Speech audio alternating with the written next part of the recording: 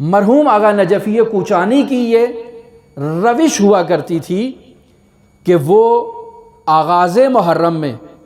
پہلی محرم سے زیارت عاشوراء کا آغاز کرتے تھے اور 20 صفر تک 40 دن تک باقاعدہ وہ زیارت عاشوراء کا عمل کرتے تھے، اس غرض سے کہ امام حسین علیہ السلام سے ان کو اس عزائے حسین کی بدولت ایک خاص عنایت ان کو حاصل ہو جائے۔ فرماتے ہیں کہ میں مدرسہ اصفہان میں موجود ہوں اور رات کو میں مشاہدہ کرتا ہوں کہ فرشتہ موت جو ہے وہ مدرسے کے اوپر سے گزر رہا ہے، اس کے ساتھ بہت سارے فرشتے ہیں کہ جو گزر رہے ہیں، عبور کر رہے ہیں، اور انہی میں سے ایک مدرسے کی چھت پر آ کر بیٹھ جاتا ہے اور مرحوم آغا نجفی کوچانی کو مشاہدہ کرتا ہے، اور صبح جب بیدار ہوتے ہیں تو معلوم ہوتے ہیں کہ یہ فرشتہ چونکہ ملک الموت کے ساتھ تھا تو یہ کو موت کا پیغام لے کر آیا ہے۔ پریشان ہو جاتے ہیں، اپنے والد کو خط لکھتے ہیں کہ رات کو ایک میں نے عجیب واقعہ دیکھا ہے، بتائیں خاندان میں، گھر والوں میں، عزیز و اقارب میں سب خیریت تو ہے، کوئی مسئلہ تو نہیں ہوا؟ تو ابھی خط پہنچا نہیں تھا کہ والد کی طرف سے خط آتا ہے کہ والد کی دوسری زوجہ کا اسی تاریخ کو انتقال ہوا، اور وہ جو فرشتہ تھا وہ اس کی خبر دینے کے لیے آغا کوچانی کے پاس آیا تھا۔ یہی آیت اللہ نجفی بزرگ کوچانی اس سیاحت شرق میں لکھتے ہیں کہ میرے والد نے تحریر کیا تھا کہ میں ایک ایسی مشکل میں مبتلا ہو چکا ہوں کہ میرے اوپر ایک ایسا قرض آ چکا ہے کہ میں اگر اپنی تمام ہستی کو، تمام پراپرٹی کو بھی بیچ دوں تو وہ قرض ادا نہیں ہو سکتا۔ بس اوقات انسان کی زندگی میں ایسی مشکلات آ جاتی ہیں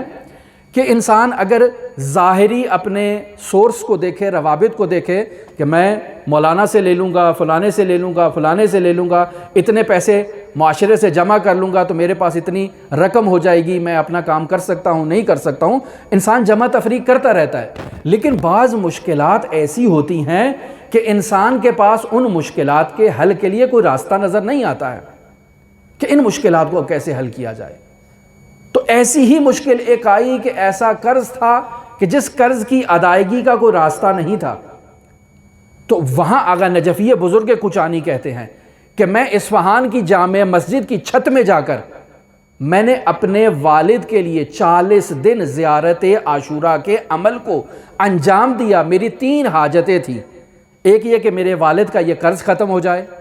دوسری حاجت یہ تھی کہ مجھے اس زیارت کے عمل کے نتیجے میں حضرت سید الشہداء کوئی معنوی ملکوتی مقام عطا کریں، اور تیسری حاجت یہ تھی کہ میں مرجعیت کے مقام پر پہنچ جاؤں۔ 3 حاجتیں لے کر عمل شروع کیا، اور ابھی 40 دن مکمل نہیں ہوئے تھے، والد کی طرف سے خط آ گیا کہ امام موسیٰ ابن جعفر نے میری مشکل کو حل کر دیا ہے۔ بس یہ وہ خاص عنایت ہے امام حسین علیہ السلام کی کہ جو انسان کی مشکلات کو ایسے انداز میں حل کرتے ہیں کہ انسان جس راستے سے سمجھتا بھی نہیں ہے کہ یہاں سے اس کی مشکل حل ہو سکتی ہے، اس راستے سے بھی انسان کی مشکلات کو حل کر دیا جاتا ہے۔ تو یہ ہے معنی ان الحسین مصباح الہدی و سفینۃ النجات۔ اگر انسان اس دنیا کی مشکلات کو حل کرنا چاہتا ہے تو حسین ابن علی کے دروازے پر اگر جھکاؤ اختیار کرے گا تو حسین ابن علی اس کی مشکلات کو حل کریں گے، اور اگر انسان اس دنیا سے ہٹ کے